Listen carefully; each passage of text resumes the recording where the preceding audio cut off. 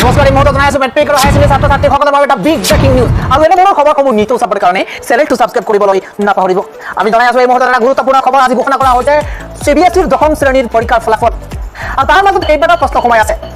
আমাৰ হাইস্কুল শিক্ষান্ত পৰীক্ষাৰ ফলাফলৰ এটা বিগ আপডেট ভিডিঅ'টোৰ মাধ্যমেৰে জনাই আছোঁ। শেহতীয়াকৈ ৰাজ্যখনৰ শিক্ষামন্ত্ৰী ডক্টৰ ৰণোজ পেগু তথা মুখ্যমন্ত্ৰী ডক্টৰ হিমন্ত বিশ্ব শৰ্মাৰ তৰফৰ পৰা এটা ঘোষণা কৰা হৈছিল যে এইবাৰ 2023 বৰ্ষৰ হাইস্কুল শিক্ষান্ত পৰীক্ষাৰ ফলাফল CBSEৰ আগত ঘোষণা কৰা হ'ব, কিন্তু আজিৰ দিনটোত CBSEৰ 10ম শ্ৰেণীৰ ফলাফল ঘোষণা কৰা হৈছে। তাৰ মাজত এটা প্ৰশ্ন উত্থাপন হৈছে। একাংশ ছাত্ৰ ছাত্ৰী অভিভাৱক তথা সচেতন মহলে এটাই প্ৰশ্ন কৰিছে যে শেহতীয়াকৈ শিক্ষা বিভাগৰ তৰফৰ পৰা যি ঘোষণা কৰা হৈছিল যে এইবাৰ 2023 বৰ্ষৰ হাইস্কুল শিক্ষান্ত পৰীক্ষাৰ ফলাফল ছটা কৰ্তৃপক্ষ তথা শিক্ষা বিভাগৰ কোৱা মতে CBSEতকৈ আগত ঘোষণা কৰাৰ কথা শিক্ষা বিভাগৰ তৰফৰ পৰা ঘোষণা কৰা হৈছিল, কিন্তু আজি 10ম শ্ৰেণীৰ পৰীক্ষাৰ ফলাফল ঘোষণা কৰা হৈছে।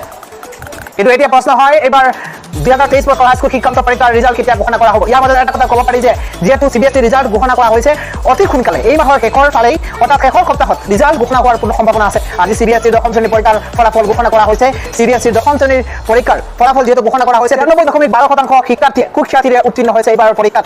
প্ৰি কোভিডৰ তুলনাত উত্তীৰ্ণৰ হাৰ প্ৰায় 2% বৃদ্ধি পাইছে। প্ৰায় 19 লাখ শিক্ষাৰ্থী অৱতীৰ্ণ হৈছিল এইবাৰ 10ম শ্ৰেণীৰ পৰীক্ষাত।